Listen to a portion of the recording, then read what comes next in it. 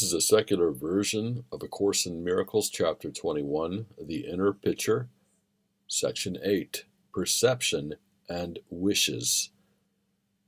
Do you not see that all your misery comes from the strange belief that you are powerless? Being helpless is the cost of sin. Helplessness is sin's condition, the one requirement that it demands to be believed. Think of the word sin as meaning simply without, withoutness. Only the helpless could believe in it. Enormity has no appeal except to the little, and only those who first believe that they are little could see attraction there. Treachery to the self we share is the defense of those who do not identify with our oneself, and you are for our oneself or against our oneself. Either you love the self we share or attack the self we share, protect our unity or see us shattered and slain by your attack. No one believes the self we share, our one self, is powerless, and those who see themselves as helpless must believe that they are not the one self. What can they be except its enemy? And what can they do but envy it, its power, and by their envy make themselves afraid of it? These are the dark ones, silent and afraid, alone and not communicating. Fearful, the power of our one self, the self we share, will strike them dead and raise up their helplessness against them. They join the army of the powerless to wage their war of vengeance, bitterness, and spite on anyone to make him or her one with them. Because they do not know that they are one with others, they do not know whom they hate. They are indeed a sorry army, each one as likely to attack his brother or turn upon himself as to remember they thought they had a common cause. Frantic and loud and strong the dark ones seem to be, yet they do not know their enemy, just that they hate him. In hatred they have come together, but have not joined each other. For had they done so, hatred would be impossible. The army of the powerless must be disbanded in the presence of strength. Those who are strong are never treacherous, because they have no need to dream of power and to act out their dream. How would an army act in dreams? Any way at all. It could be seen attacking anyone with anything. Dreams have no reason in them. A flower turns into a poisoned spear. A child becomes a giant, and a mouse roars like a lion. And love is turned to hate as easily. This is no army, but a madhouse.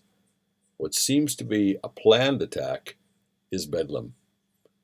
The army of the powerless is weak indeed. It has no weapons, and it has no enemy. Yes, it can overrun the world and seek an enemy, but it can never find what is not there. Yes, it can dream it found an enemy, but this will shift even as it attacks, so that it runs at once to find another and never comes to rest in victory. And as it runs, it turns against itself, thinking it caught a glimpse of the great enemy which always eludes its murderous attack by turning into something else. How treacherous does this enemy appear, who changes so it is impossible even to recognize him. Yet hate must have a target. There can be no faith in sin, withoutness, without an enemy. Who that believes in sin would dare believe he has no enemy? Could he admit that no one made him powerless? Reason would surely bid him seek no longer what is not there to find. Yet first he must be willing to perceive a world where it is not. It is not necessary that he understand how he can see it, nor should he try. For if he focuses on what he cannot understand, he will only emphasize his helplessness and let sin, withoutness, tell him that his enemy must be himself. But let him only ask himself these questions, which he must decide to have it done for him.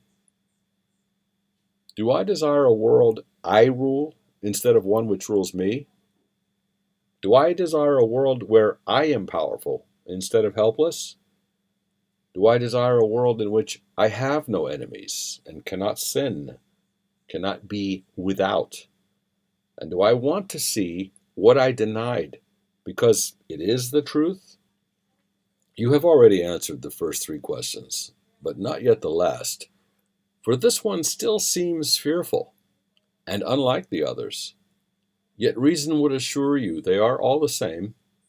We said this year would emphasize the sameness of things that are the same. This final question, which is indeed the last you need decide, still seems to hold a threat the rest have lost for you.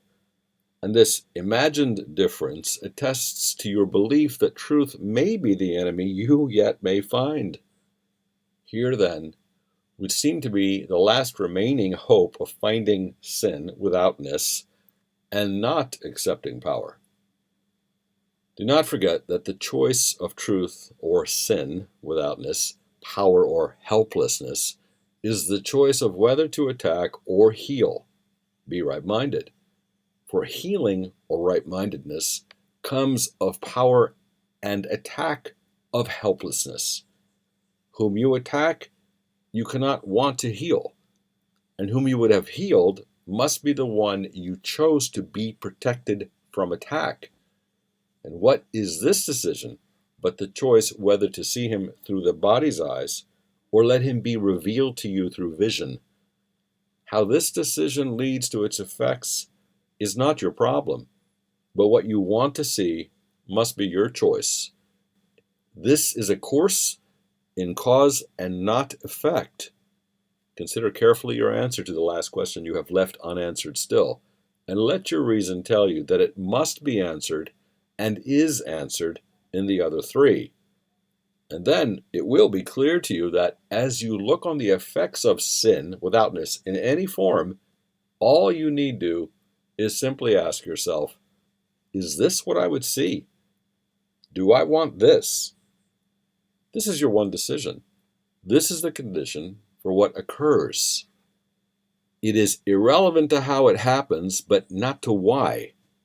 You have control of this, and if you choose to see a world without an enemy in which you are not helpless, the means to see it will be given you.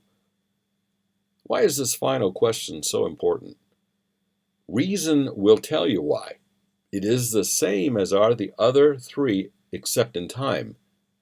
The others are decisions which can be made and then unmade and made again. But truth is constant and implies a state where vacillations are impossible. You can desire a world you rule which rules you not and change your mind. You can desire to exchange your helplessness for power and lose this same desire as a little glint of sin withoutness attracts you. And you can want to see a sinless world and let an enemy tempt you to use the body's eyes and change what you desire. In content, all the questions are the same, for each one asks if you are willing to exchange the world of sin withoutness for what the right mind sees, since it is this the world of sin denies. And therefore those who look on sin withoutness are seeing the denial of the real world. Yet the last question adds the wish for constancy in your desire to see the real world, so the desire becomes the only one you have. By answering the final question, yes, you add sincerity to the decisions you have already made to all the rest. For only then have you renounced the option to change your mind again. When it is this you do not want, the rest are wholly answered. Why do you think you are unsure the others have been answered? Could it be necessary they be asked so often if they had? Until the last decision has been made, the answer is both yes and no. For you have answered yes without perceiving that yes must mean not no. No one decides against his happiness but he may do so if he does not see he does it. And if he sees his happiness as ever changing, now this, now that, and now an elusive shadow attached to nothing, he does decide against it.